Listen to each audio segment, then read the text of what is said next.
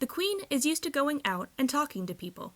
Ever since she first became monarch, all the way back in 1952, she's been making public appearances on the regular.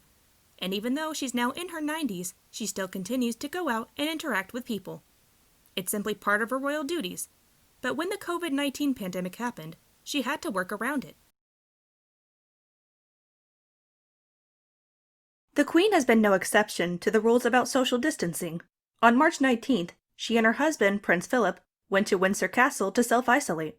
Seeing as how it was obviously a time of great unease for everybody, the monarch released a statement to the people of Britain. The statement read, "As Philip and I arrive at Windsor today, we know that many individuals and families across the United Kingdom and around the world are entering a period of great concern and uncertainty.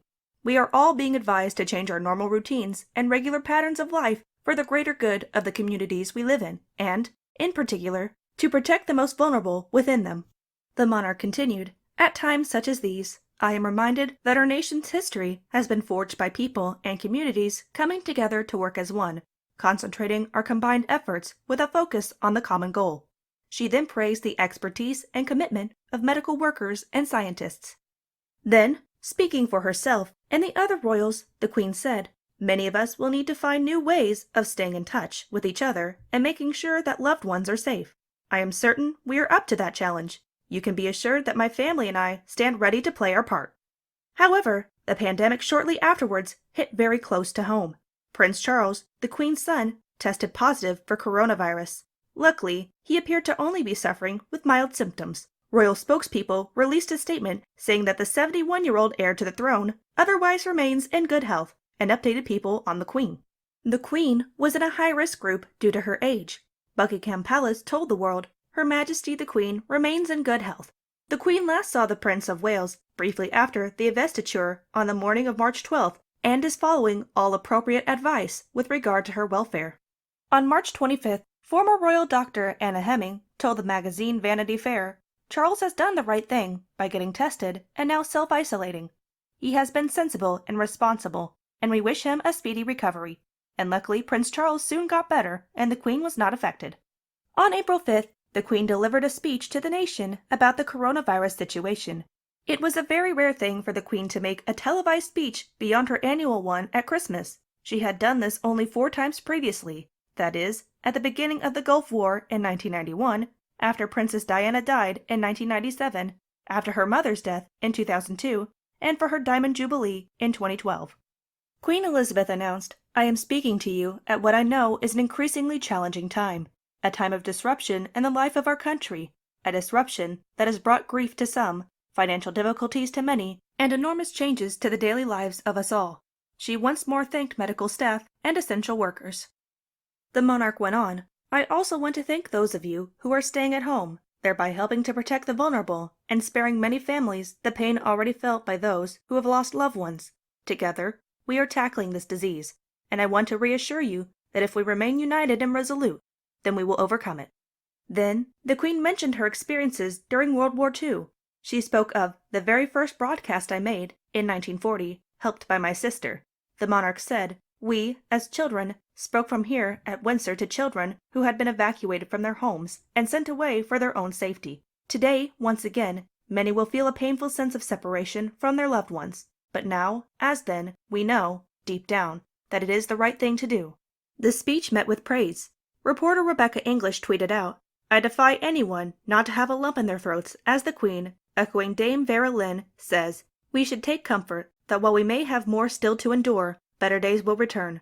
We will be with our friends again. We will be with our families again. We will meet again.'" Those further afield also celebrated the speech. Journalist Tom McTague wrote in American publication The Atlantic, "Britain just got pulled back from the edge."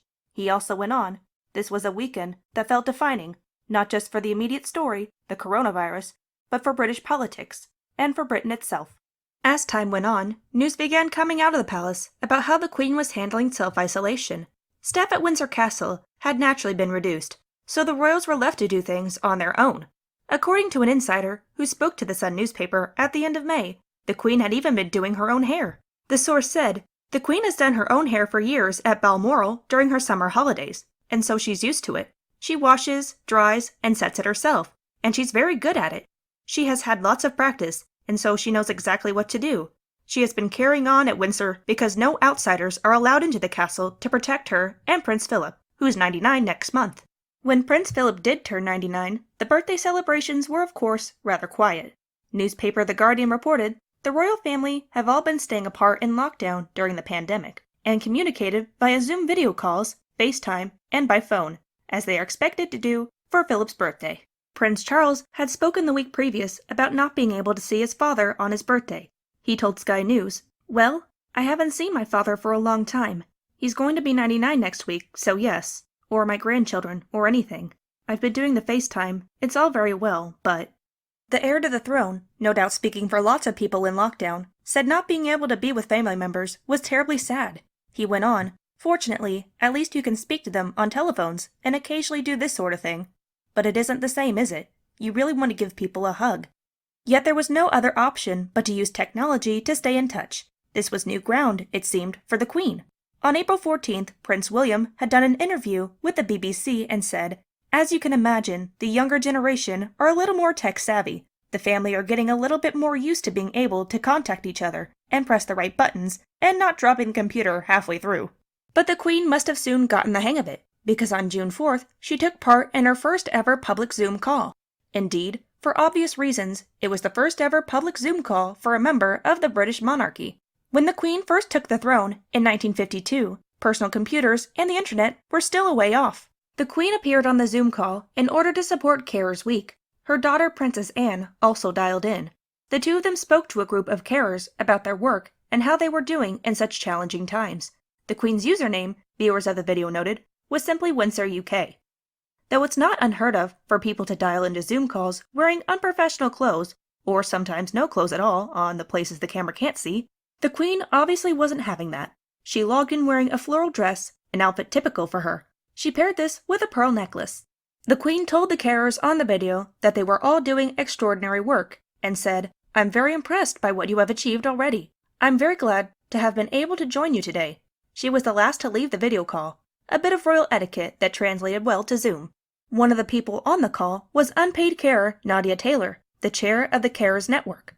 She told the BBC, "The call was about 45 minutes, and the Queen was on for about 20 minutes of that. She asked us all questions. We talked about how we are all coping in the current climate with COVID-19.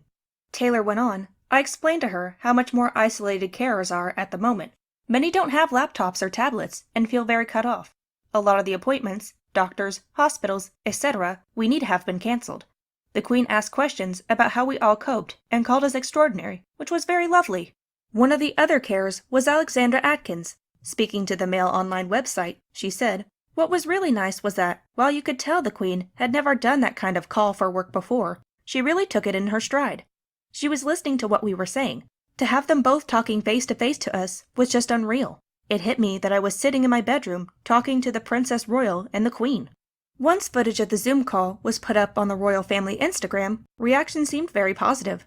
One person wrote, "The Queen on video conference is the coolest thing ever." Another said, "Her Majesty is always leading the charge, especially with modernizing the royal family in unexpected ways such as this."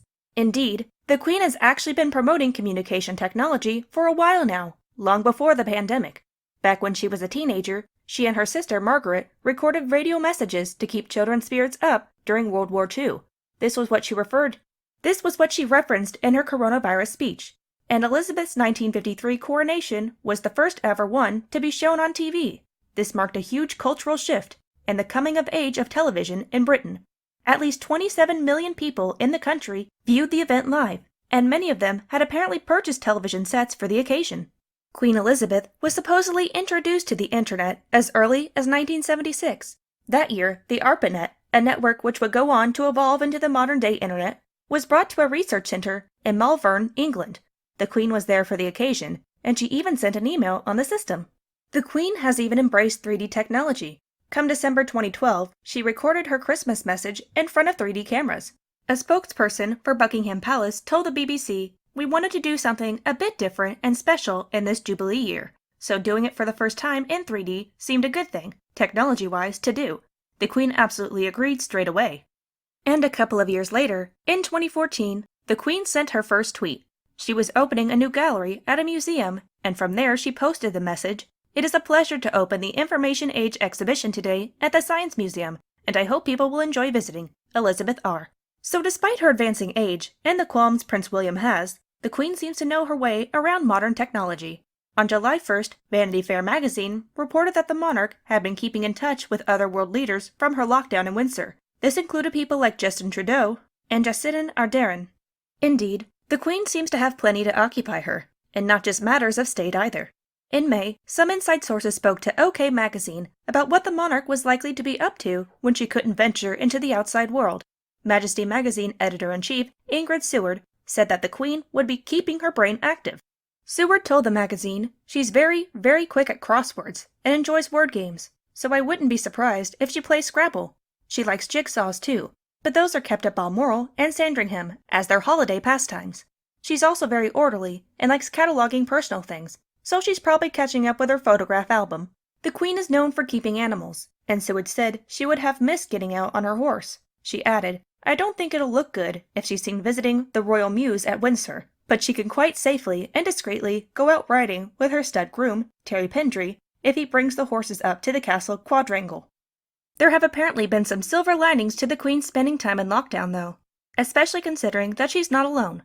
In May, an unnamed source told Vanity Fair magazine, "One of the nicest things for the Queen is that she is getting to spend more time with her husband than she usually would." The source went on, "They have dinner together in the evenings, and I imagine the Queen is of the generation where she dresses for dinner.